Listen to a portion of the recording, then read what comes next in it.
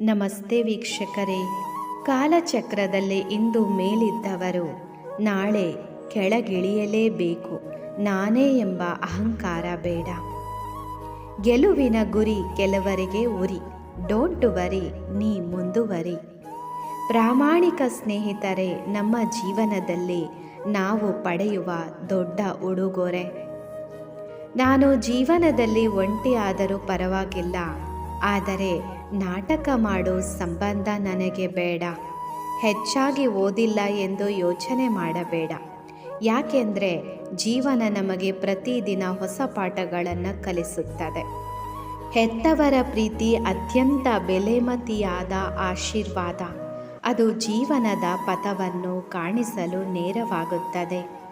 ಭಯ ಇಲ್ಲದವನು ಸಮುದ್ರಕ್ಕೆ ಎಸೆದರೂ ಬದುಕಿ ಬರುತ್ತಾನೆ, ಆದರೆ ಭಯ ಇರುವವನನ್ನು ತೊಟ್ಟಿಗೆ ಹಾಕಿದರೂ ಹೆದರಿ ಪ್ರಾಣ ಬಿಡುತ್ತಾನೆ. ಮನಸ್ಸಿನಲ್ಲಿ ಇರುವ ಭಯವನ್ನು ಮೊದಲು ಕಿತ್ತೆಸೆಯೋಣ. ಪಾಪದ ಕೊಳ ತುಂಬುವವರೆಗೂ ಅಷ್ಟೇ ಹಾರಾಟ, ಆಮೇಲೆ ಎಲ್ಲವೂ ಕರ್ಮದ ಆಟ. ಮನಸ್ಸಿನಿಂದ ಪ್ರೀತಿಸೋರಿಗೆ ನೆಗ್ಲೆಕ್ಟ್ ಮಾಡೋರು ಸಿಗ್ತಾರೆ, ನೆಗ್ಲೆಕ್ಟ್ ಮಾಡುವವರಿಗೆ ಮನಸ್ಸಿನಿಂದ ಪ್ರೀತಿಸೋರು ಸಿಗ್ತಾರೆ. ಲೈಫ್ ಈಸ್ ಅಮೇಝಿಂಗ್ ಅಲ್ವಾ? ಸಾರಿ ಅನ್ನೋ ಪದ ಎಷ್ಟು ವಿಚಿತ್ರ ಅಲ್ವಾ?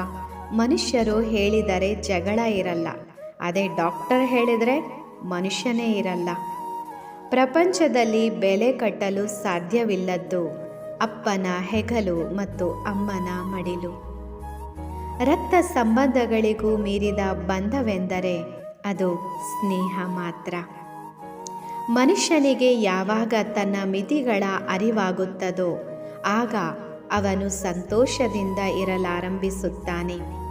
ಸಂಬಂಧಗಳು ಇಷ್ಟೇ, ಎಲ್ಲವೂ ಇದ್ದರೆ ಬಯಸಿ ಬರುತ್ತಾರೆ, ಏನೂ ಇಲ್ಲದಿದ್ದರೆ ಬಣ್ಣ ಬದಲಾಯಿಸಿ ಹೋಗುತ್ತಾರೆ.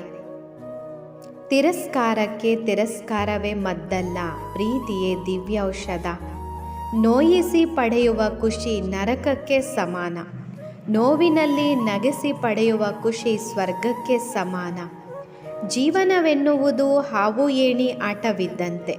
ಸೋಲು ಹಾವಿನಂತೆ ಕಚ್ಚಿದರೂ ಗೆಲುವು ಏಣಿಯಂತೆ ಮೇಲಕ್ಕೆತ್ತುವುದು. ಗುರಿ ಮುಟ್ಟುವ ತನಕ ಪ್ರಯತ್ನ ಮಾತ್ರ ನಿಲ್ಲಿಸದಿರಿ. ವಯಸ್ಸು ಕಳೆದಂತೆ ಜೀವನ ನೆನಪಿನ ಪುಸ್ತಕವಾಗುತ್ತದೆ. ಬರೆದಿದ್ದನ್ನು ತಿದ್ದಿ ಬರೆಯಲಾಗದು, ಆದರೆ ಓದಿ ಮುಂದೆ ತಪ್ಪಾಗದಂತೆ ಬರೆಯಬಹುದು. ಈ ವಿಡಿಯೋ ನೋಡಿದ್ದಕ್ಕೆ ತಮಗೆಲ್ಲರಿಗೂ ಧನ್ಯವಾದಗಳು ಸ್ನೇಹಿತರೆ. ನಿಮಗಿಷ್ಟವಾದಲ್ಲಿ ಲೈಕ್ ಮಾಡಿ, ಶೇರ್ ಮಾಡಿ, ಸಬ್ಸ್ಕ್ರೈಬ್ ಮಾಡಿ.